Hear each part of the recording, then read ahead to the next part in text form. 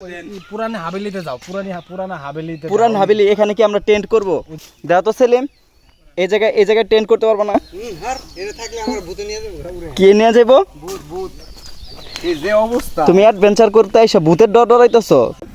কারণ হচ্ছে পোকাটা তোর বাহির থেকে আসে, পোকাটা তো ভিতর থেকেই হয়েছে। তার মানে লিচুর যে পোকাটা তাহলে সেটা লিচু থেকেই হয়েছে, এটাও একটা লিচুই, খাইলে সমস্যা নাই। বন্ধু গুগল ম্যাপ দিয়ে দেখ সেলিমে কোন দিন গুগল ম্যাপ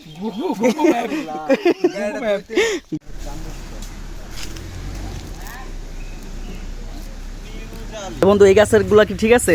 বেস্ট, কিন্তু 500 টাকা বেশি হয়ে যায় না? তাও অনেক বেশি, 2 টাকা 1.5 টাকা করে পিস।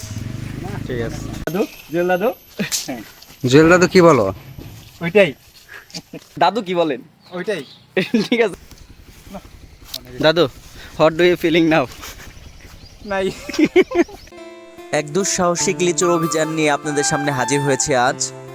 দুঃসাহসিক বলার পিছনে অবশ্যই কারণ আছে, আপনারা ব্লগটি দেখতে দেখতেই বুঝতে পারবেন। তো লিচুর এই সিজনটাতে এই এলাকাতে আসলে ঈদের মতো একটা উৎসব বিরাজ করে। শুধুমাত্র মুখের স্বাদের জন্যই নয়, আপনারা যদি চোখের স্বাদও মিটাতে চান তাহলে একবার হলেও এখানে আসতে পারেন। কারণ এই জায়গায় আসলে আপনি দেখতে পারবেন সবুজের বুকে একরাশ লালের সমারোহ। তো আমাদের যাত্রা শুরু হয় চন্দ্রা থেকে। তো আমরা চন্দ্রা হয়ে, শহীদপুর হয়ে, মকশবিলের এই রাস্তা ধরে আস্তে আস্তে এগিয়ে যাচ্ছি আমাদের সেই গন্তব্যের দিকে। তো আর কথা না বাড়াই, আমরা ব্লগটি দেখতে থাকি। ব্লগটিতে আমরা প্রচুর মজা করেছি, প্রচুর এনজয় করেছি, সেগুলো আপনাদের সামনে তুলে ধরার চেষ্টা করেছি। জানি না কতটুকু তুলতে পারছি, যদি কোনো ভুল ত্রুটি হয় ক্ষমা সুন্দর দৃষ্টিতে দেখবেন। আর যদি ভিডিওটি ভালো লাগে তাহলে লাইক, কমেন্ট, শেয়ার দিবেন এবং চ্যানেলটি সাবস্ক্রাইব করবেন। ধন্যবাদ। যেটা বলতেছিলাম কলার কথা, বান্দরে তুমি যেখান থেকে কলা দিও, যদি কলা যদি নাও দিতে পারো অবশ্যই কলার টুকরাটা তুমি বান্দরের হাতে দিবে। ধরো সেলিম,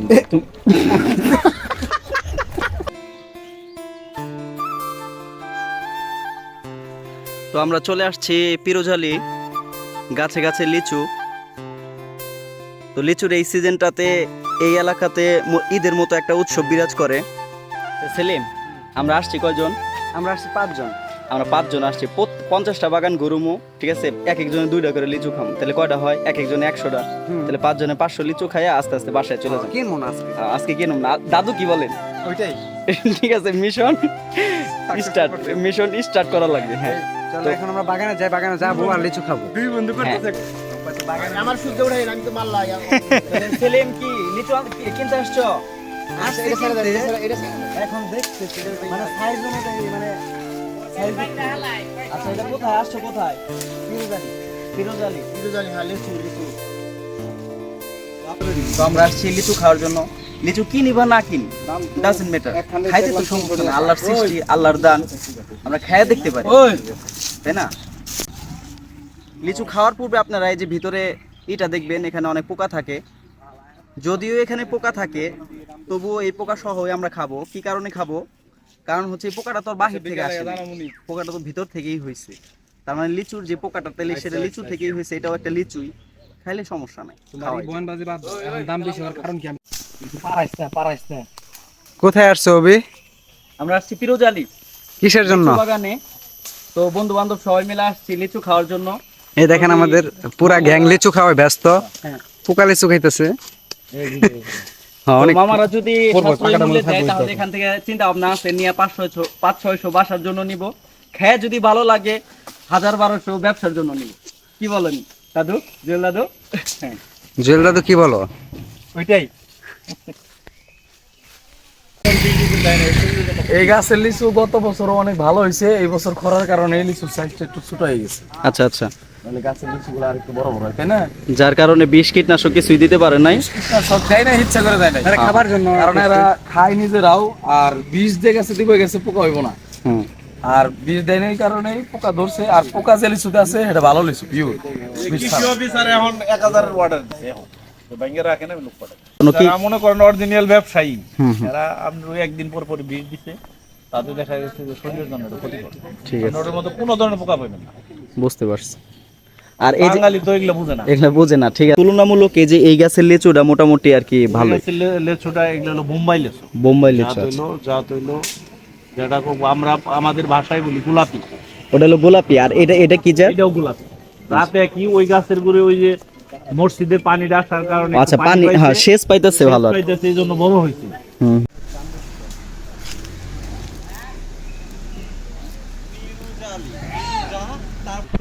এই দক্ষিণা দুয়ার কোন জানো নষ্ট হলো।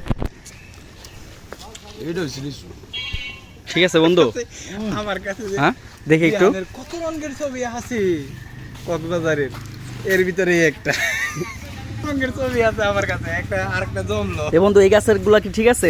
বেস্ট, কিন্তু কিন্তু 500 টাকা বেশি হয়ে যায় না তাও? অনেক বেশি, 2 টাকা 1.5 টাকা করে পিস। ঠিক আছে। এ হচ্ছে আমার বন্ধু আশিক। আমার বন্ধু যে কোনো জায়গায় বের হইতে গেলে সবকিছু নিয়ে বের হয়, খালি টাকাটা নিয়ে আসে না মনের বুঝা। এই বিষয়ে বলে টাকা দিয়েই চলে আসছে। এই বিষয়ে কি কর, তুমি আসার সময় কি করছো? চাল বিক্রি করে, চাল বিক্রি করে কি করছো? চলে আসছে দিয়েছে। তাদের ধরো আমার এই ঘোরাও।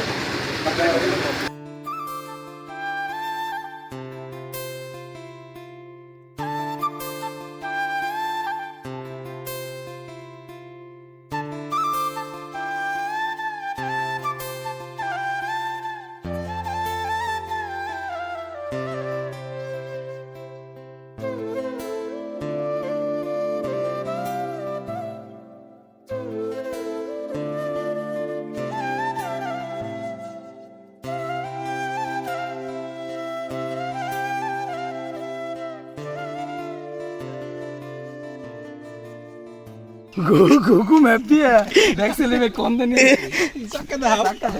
Google map. गुगु मैप এটাও কিন্তু একটা আর্ট। হ্যাঁ সেলিম মারো। না আমি অনেক পাই। এটাও কিন্তু ব্লগের একটা এই মরা মরছিলাম একবার বাসি লিয়া যায় না। দাদু, what do you feeling now? নাই গুগল ম্যাপ, গুগল ম্যাপের কল্যাণে আমার দাদুর এই অবস্থা আর তার গাড়ির এই অবস্থা। পুরানি হাভেলিতে যাও, পুরানা হাভেলিতে। পুরান হাভেলি, এখানে কি আমরা টেন্ট করব? দাও তো সেলিম, এই জায়গায় টেন্ট করতে পারবো না? কে নিয়ে যাবো? যে অবস্থা, তুমি অ্যাডভেঞ্চার করতে আইসা ভূতের ডর ডরাইতেছো? গুগল ম্যাপের কল্যাণে মাঝে মধ্যে হারায় যেতে চাই, তাই না? সেলিম অ্যাডভেঞ্চারে এসে গাছে উঠছে। সেলিম কোথায়, কিসের জন্য উঠতেছো? তুমি একটু মোবাইলটা নাও, পাখির বাসার ডিমটা একটু দেখাও। ধরো না নাই, ডিম নাই। সে ডিম পাড়ার জন্য প্রস্তুত হচ্ছিল আর কি। পারবা সেলিম, তুমিই পারবা, তোমাকে দিয়েই অ্যাডভেঞ্চার ট্যুর সম্ভব। দেখো নিচ দিয়ে আবার ঢুইকা যাতে না যায়।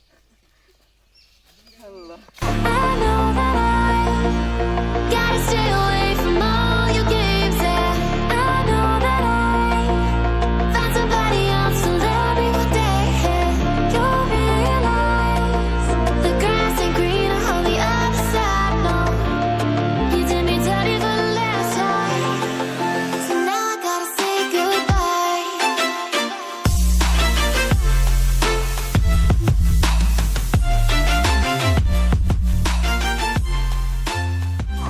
I know that I gotta stay away from all your games, yeah. I know আমি থ্রি কমু তখন, হ্যাঁ হ্যাঁ, ready ready ready. Ready 1 2 3 the other side, no. You did me dirty for the last time, so now I gotta say goodbye.